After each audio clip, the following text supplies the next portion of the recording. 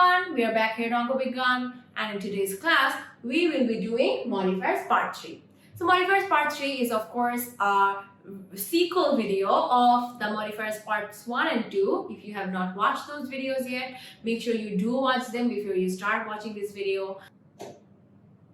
At first we see here, because we have already done in our previous class how to pre-modify using a variety of different examples. Now we will be continuing with all of those topics. We see here how to post-modify a verb with an infinitive. So here there should be a word or a group of words which will work like an infinitive. Now we need to know what an infinitive is in the first place, right? So an infinitive or an infinitive phrases are formed as by at first adding to. So I'll at first write to and then put the base form of the verb.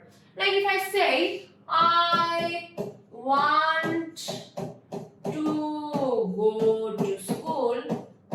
In this case, want is our finite verb and this entire to go is our infinitive. Okay? Why? Because at first we will put the word to, and right after to, no matter what parts of speech, like no matter what tense I'm trying to say, even if I said I wanted to go to school, in that case it will still be to followed by the base form of the verb. It will never, the word go can never be went or going or gone or whatever you want to say here. So it will always be to with the base form of the verb. Example, Meeta became extremely happy dash after a long time. So in this case, what will I do? I have to post modify the verb with an infinitive. This means that what is my verb here? My verb here is became, right? This is my verb here. So became extremely happy. So extremely is my adverb. Happy is my adjective. But what else does it want? It then wants an infinitive. It wants another verb as an infinitive. So something that you will help, that you will use to further describe how she became. So became extremely happy for what? Maybe these are the probable answers because we know in modifiers whatever answers you put here can vary from person to person. There is no particularly right answer that you must put. So in the model test part, if you want to do a couple of exercises on your own, and if you want to then later on check your answers, you will of course find many different answers that do not match exactly, and that's absolutely fine. So here I'll say Meeta became extremely happy dash. So Meeta became extremely happy to see me or to meet him or to come here, or became extremely happy to do this class here at OngkoBiggan after a long time. Okay? So anything that you put in the blank that at first will start with to and then with the just base form of the verb, that is what we call an infinitive. Or it can be an infinitive phrase if you once again add another particular noun here, like to see and then followed by me. Okay? So yes, this is how we do this particular one. Then we see what an infinitive phrase is. So in an infinitive phrase, I will not just put to followed by a verb. In this case, I will put to followed by a verb and then there will be an object, as you can see here. For example, to walk in the morning is good for health. So in this case, to walk is of course what? It is definitely an infinitive verb only. But this is not my phrase. And then in the morning, this entire part is my object. So together, to walk in the morning, this entire thing is my infinitive phrase. To swim is fine. So to swim is my infinitive verb. But then you are saying to swim in the pond. So in the pond is my object here. So together this entire part makes my infinitive phrase. Fishes are good to eat for our health. I could just say fishes are good to eat with a full stop. So in that case, to eat would be my infinitive verb only. But I have also mentioned for our health. Our health is our object here. So together this entire thing, as you can see here, is our infinitive phrase. So I hope this is clear. We will be doing more exercises in the future. Now we see a totally different question. where we have to post-modify the verb once again, but this time by using participles. So we need to know what are participles, how to use them. So there should be a word or a group of words which will work like a noun plus an adjective simultaneously. So together they will be working like a noun with an adjective. So a noun that is acting like an adjective or an adjective that's like a noun. So both together. So participles are also of two types. There can be a present participle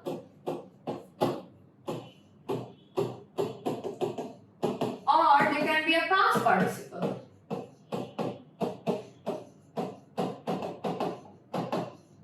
In the case of present participle, it is essential for you to know these particular structures.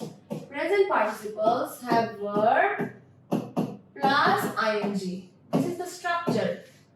And past participles can have the verb with d or ed or en, etc.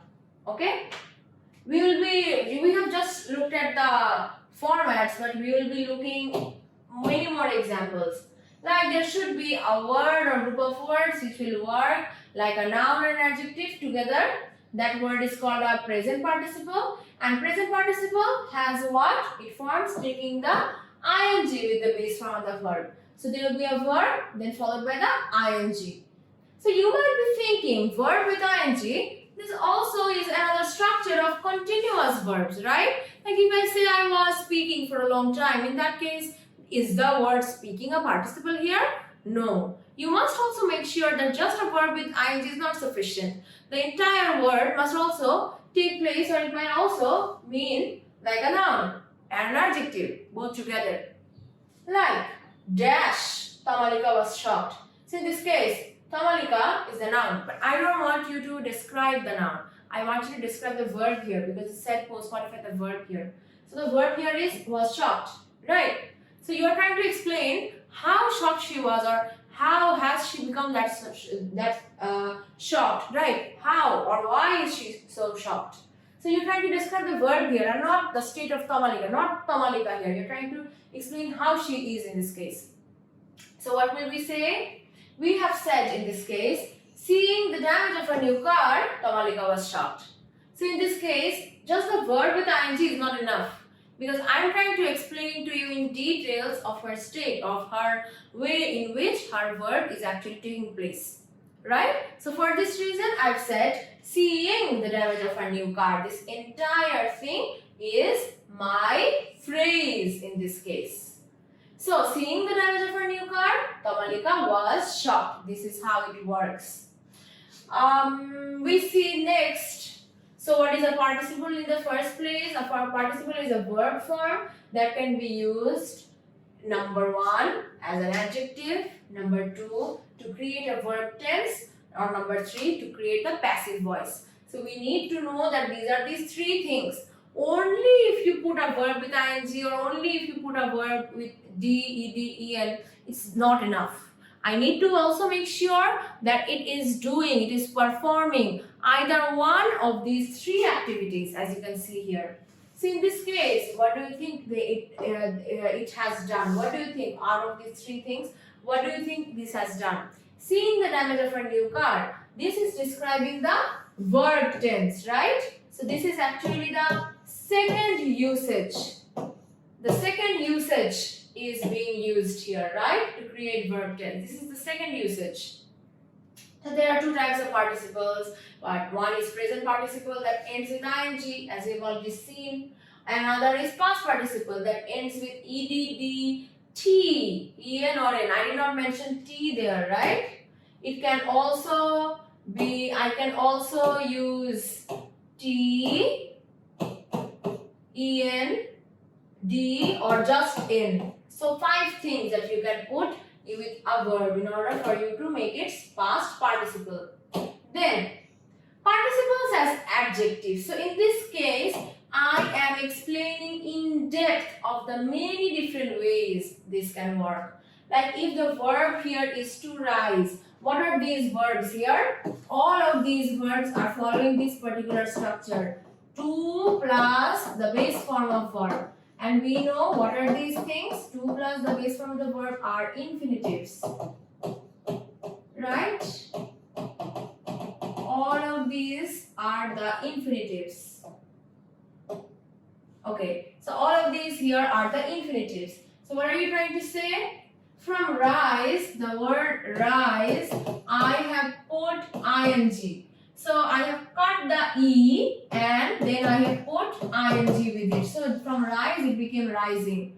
From boil, after boil, is there any particular vowel? Most of the time whenever there is a vowel at the end of your word, then you cut the vowel and you put the ing. But in this case, in boil, at the end of this word, is there any vowel? No, right? So I'll just put an ing. Is there any vowel? No. So I've just put ing. Is there any vowel? No. So I've just put ing. Is there any vowel? Yes. So I've cut the vowel and then I've put ing. Okay, this is a very common rule that you probably have already known.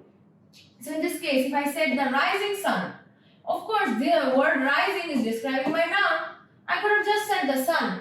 But if I say rising sun, then I'm describing how the sun is looking right now. What is the state of the sun right now? The state of the sun right now is that it is rising. It is slowly getting up.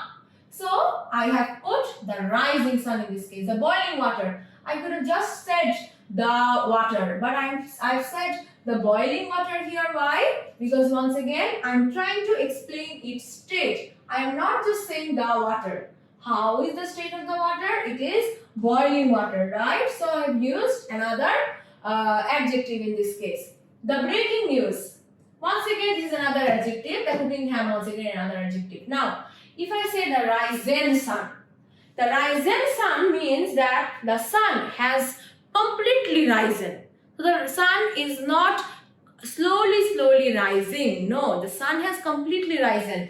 By the rising sun, I mean the sun is in this state. Maybe this is a cloud, and from this you can slowly see that the sun is rising. But if I say the rising sun, this means that here are the clouds down here and the sun is completely up and rising. Okay, you got it? What that means?